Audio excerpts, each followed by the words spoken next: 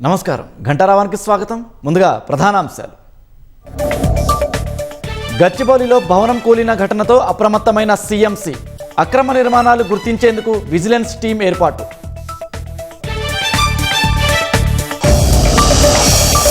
Hyderabad గుడిమల్కాపూర్లో furniture గోదాంలో అగ్ని ప్రమాదం. భారీగా ఎగిసిపడుతున్న మంటలు, భారీగా ఆస్తి నష్టం.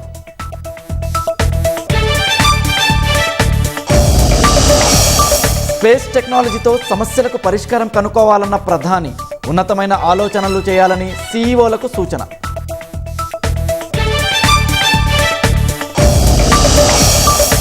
ఢిల్లీ ముకుంద్పూర్లో పోలీసులపై దాడి. వాహనాల తనిఖీల్లో కళ్లల్లో కారం చెల్లిన దుండగులు.